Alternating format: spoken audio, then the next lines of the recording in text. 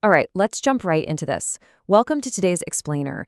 We are unpacking a genuinely phenomenal story that is going to completely flip how you think about the ultimate non-renewable resource in all of our lives, which is, of course, time. We all know we're supposed to value it, right? But somehow we fall into the exact same traps every single day. I'm really pumped to walk you through this because by the time we wrap up, you're going to look at your own daily routine in a totally different light. Okay, let's get into it.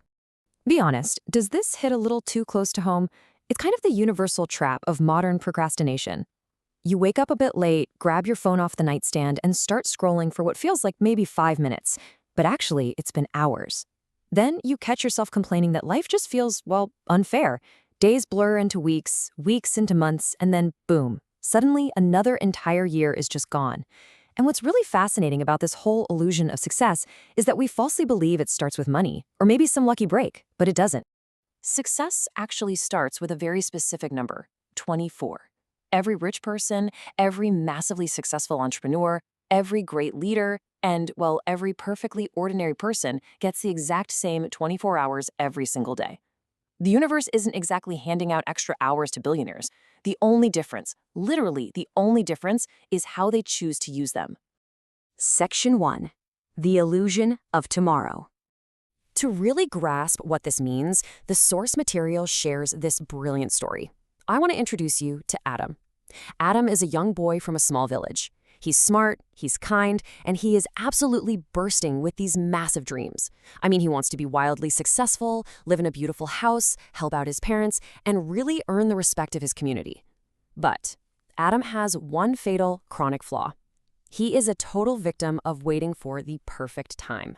And boy, did Adam have excuses. You know the type. When his dad tells him to go learn some new skills, Adam's immediate go-to is, yeah, I'll start tomorrow. When his teacher pushes him to study harder, he just brushes it off, saying, oh, there is still enough time. While all his friends are out there working and actually improving themselves, Adam just prefers relaxing. He is entirely paralyzed by this idea that some perfect, magical moment is just going to arrive out of nowhere and everything will suddenly click. But, as we all know, one day turns into another, and tomorrow just keeps getting pushed to next week. And then comes the wake-up call. One afternoon, Adam is doing what he does best, relaxing under a tree by the river, when a wise old guy from the village named Hassan walks by.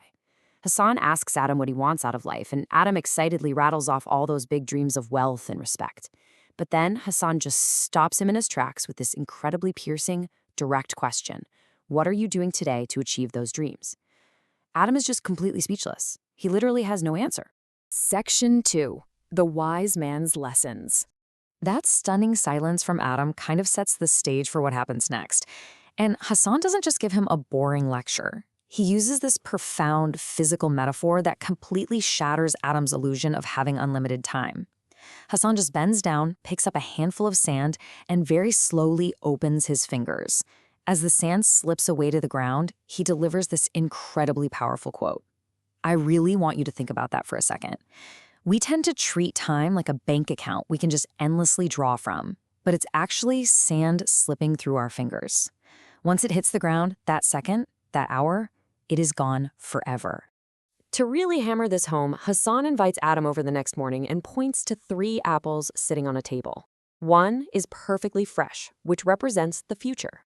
The second is a little bit damaged, representing today. And the third is completely disgustingly rotten, which represents yesterday. Hassan tells him, look, you can use today to protect your future, but yesterday, it's already gone. No matter how much you might regret it, you cannot bring that rotten apple back to life. You can't eat a rotten apple, and you sure can't relive a wasted yesterday. Section 3. The Transformation. Suddenly, those words finally click. Adam literally can't stop thinking about the slipping sand and those apples. That very same evening, he sits down and does a brutal, and I mean brutal, time audit. He calculates exactly where all his hours are going. Hours spent just talking without any real purpose. Hours sleeping when he didn't need to. Hours dodging his responsibilities.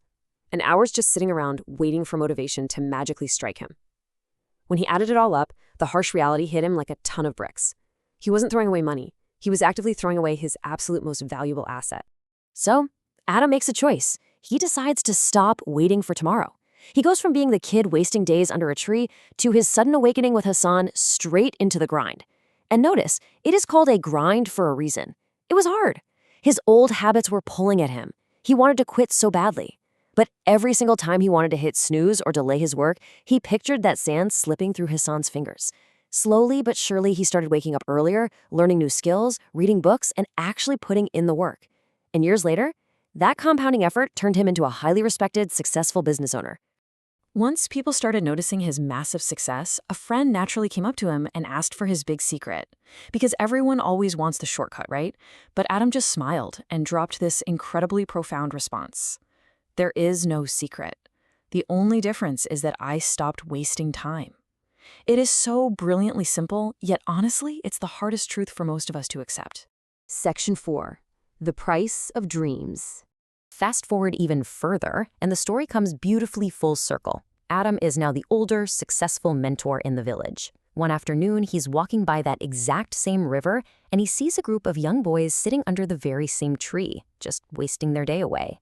He sits down, asks them what they want from life, and they enthusiastically list out these big dreams: becoming a doctor, an entrepreneur, a world traveler. Sound familiar? Adam listens patiently, and then he does exactly what Hassan did for him.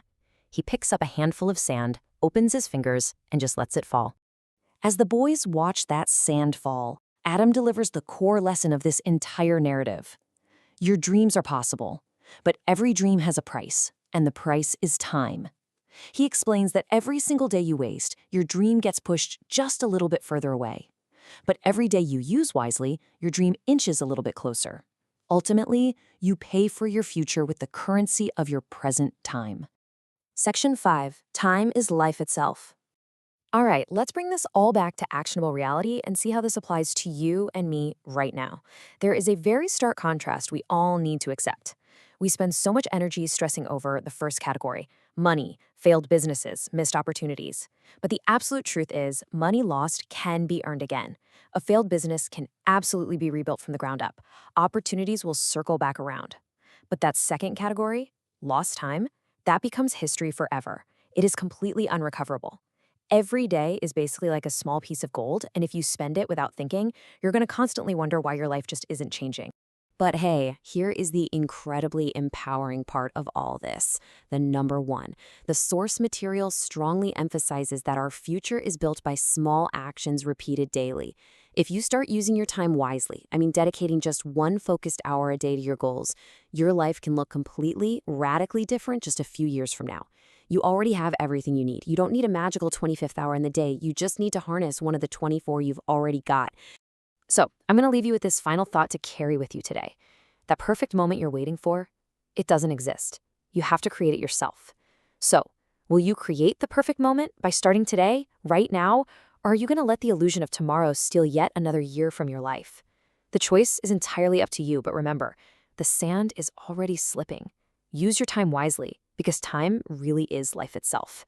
Thanks so much for joining me on this explainer, and I will catch you on the next one.